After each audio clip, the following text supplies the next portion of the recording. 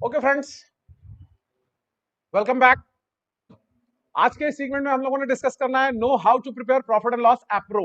बहुत ही सिंपल है, 5 मिनट का टॉपिक है, 5 मिनट ध्यान से देखिएगा, क्लियर हो जाने वाली बात है। और छोटी सी बात और भी है जो आपसे मैंने करनी है इसी सेगमेंट में, वो भी 5 मिनट्स और सो है, तो ज्यादा टाइम नहीं लगेगा। लेकिन ये बड़ा ही महत्व का टॉपिक है कि प्रॉफिट एंड लॉस एप्रो कैसे बनाते हैं एक पार्टनरशिप फर्म के अकाउंट्स बनाते समय, और प्रॉफिट एंड लॉस एप्रो और प्रॉफिट एंड लॉस एडजस्टमेंट में क्या डिफरेंस है। ये दोनों पॉइंट्स हम लोगों ने अभी अभी समझना है। तो आइए दोस्तों जानते हैं कि प्रॉफिट एंड लॉस एप्रो कैसे बनाते हैं। ये देखिए, बहुत ही सिंपल है। टी फॉर्म ऑफ अकाउंट ये भी बनता है इनकम स्टेटमेंट में, जैसे आप प्रॉफिट एंड लॉस का बनाते थे बिल्कुल सेम उसी तरीके से। और इसके डेबिट में कौन कौन से आइटम्स लिखे जाते हैं और क्रेडिट में कौन कौन से आइटम्स लिखे जाएंगे, ये अभी आपसे एक ग्लिम्स ले लेना है बस, और कुछ नहीं है इसमें। इसके क्रेडिट में, profit and loss appro account के क्रेडिट में,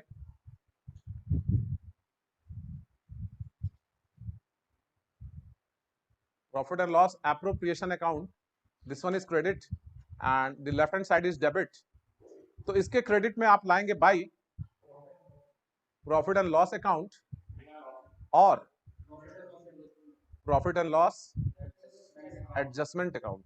जरूरी नहीं है कि एडजस्टमेंट से हर बार आए, लेकिन आ सकता है।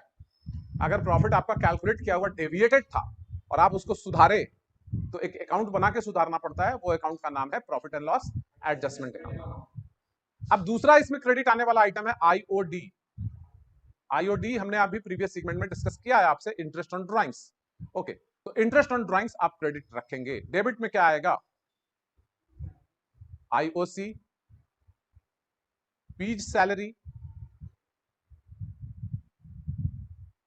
Ps commission,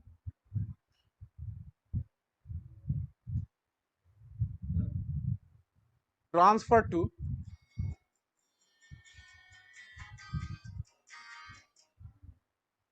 general reserve.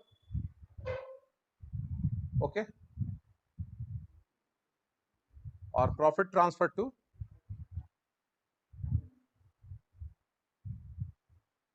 Partners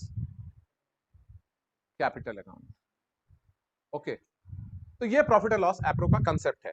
अब रही बात profit and loss adjustment. Concept क्या है भैया कि आप जो दे रहे हो पार्टनर को दे रहे हो इंटरेस्ट ऑन कैपिटल, पार्टनर को दे रहे हो सैलरी, पार्टनर को दे रहे हो कमीशन। तो जो भी अमाउंट आप पार्टनर को दे रहे हो आउट ऑफ प्रॉफिट, वही एलोकेशन शो करना है। और बचा हुआ जो अमाउंट बचता है जनरल रिजर्व में ट्रांसफर करने के बाद, वो चला जाता है कहां? पार्टनर को प्रॉफिट के रूप में मिल जाता है। तो ये बड़ा ही सिंपल सा कंसेप्ट है। इसमें हमें नहीं लगता कि आपको how to prepare profit and loss appro बार बार बताने की जरूरत है। आई होप कि आपको ये बात समझ में आ गई। अब रही बात इसी सेगमेंट की, वो है कि profit and loss adjustment account क्या है और वो कब बनाया जाता है। भैया एडजस्टमेंट तो आप तब करते हो ना जब आप प्रॉफिट एंड लॉस अकाउंट बना चुके हो, बन चुका है profit and loss account, net profit आपने या नेट लॉस आपने कैलकुलेट कर लिया, कोई एरर हो जो प्रॉफिट को प्रभावित करता हो, कोई एरर हो या ओमिशन हो, ठीक है, कोई चार्ज अगेंस्ट प्रॉफिट वाले आइटम अगर छूट गए हो और आपने प्रॉफिट लॉस बना लिया है, तो अब दोबारा उसमें घुस के तो नहीं बनाएंगे। उसके लिए एक सेपरेट अकाउंट बनाई जाती है, उसका नाम होता है profit and loss adjustment account. अब मान लीजिए कि भैया मैनेजर को कमीशन देना था, वो हमने दिया ही नहीं, तो नेट प्रॉफिट थोड़ा ही ना हुआ, वो तो प्रॉफिट बिफोर मैनेजर कमीशन है। और उस मैनेजर के कमीशन को हम एप्रोप्रिएशन अकाउंट में ले नहीं सकते, क्योंकि एप्रोप्रिएशन में इतना ही आइटम आने वाला है सर, इसके अलावा कोई आइटम नहीं आने वाला प्रॉफिट एंड लॉस एप्रो में। आप कभी भूल के भी मैनेजर का commission profit and loss appro में मत लिख देना। तो वो मैनेजर का कमीशन आपका कहां आएगा? Profit and loss adjustment account में आएगा। अगर पार्टनर को रेंट देना था, वो नहीं दिया गया है, छूट गया है, पार्टनर को रेंट देना था, पार्टनर के प्रीमाइसेस में बिजनेस चल रही थी, तो वो भी प्रॉफिट एंड लॉस एप्रो में नहीं आएगा, प्रॉफिट एंड लॉस एडजस्टमेंट में आएगा। इसके अलावा कोई भी एरर ऐसा, कोई भी एरर जो कैपिटल आइटम था उसको आपने रेवेन्यू ट्रीट कर दिया था और प्रॉफिट एंड लॉस के डेबिट में लिख दिया था, तो अब आप उसको क्रेडिट में लिखेंगे। ये रेक्टिफिकेशन का आइटम है। और profit and loss adjustment class 11th की बात है कि जब आपका प्रॉफिट डेविएट हो रहा होता है किससे, किसी भी आइटम से जिससे कि प्रॉफिट पर असर पड़ रहा हो, गलत हो गई हो प्रॉफिट कैलकुलेशन, तो उसको सुधारना है। अब सुधारते समय आपको यह देखना है कि प्रॉफिट बढ़ाना है या प्रॉफिट को घटाना है। अगर घटाना है तो प्रॉफिट एंड लॉस एडजस्टमेंट के डेबिट में वो आइटम लिखेंगे, अगर प्रॉफिट को बढ़ाना है तो क्रेडिट में लिखेंगे। उसके बाद जो प्रॉफिट आएगा वो प्रॉफिट एंड लॉस एप्रोप्रिएशन में आएगा।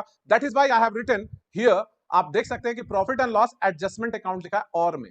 अगर प्रॉफिट सही सही निकल आया है तब तो प्रॉफिट एंड लॉस सही आ जाएगा, लेकिन अगर प्रॉफिट में सुधारना है, कुछ प्लस माइनस करना है प्रॉफिट में, तो प्रॉफिट एंड लॉस एडजस्टमेंट से आएगा। दैट इज व्हाई ये और लिखा है। तो यही था सर आज का ये सेगमेंट। और प्रॉफिट एंड लॉस एप्रो और प्रॉफिट एंड लॉस एडजस्टमेंट से रिलेटेड प्रैक्टिकल क्वेश्चन लेकर मैं नेक्स्ट सेगमेंट में आपके पास आ रहा हूं, जिसमें दोनों अकाउंट बना के मैं आपको दिखाऊंगा कि कैसे, how we will prepare profit and loss adjustment, and then how we will prepare profit and loss apro, and the profit will be distributed to the partners after transferring some certain part of profit to general reserve also. तो I hope कि आप, ये बिल्कुल simple सा topic है जिसको कि आप समझ चुके होंगे. Thank you very much for watching this video. Bye bye, take care.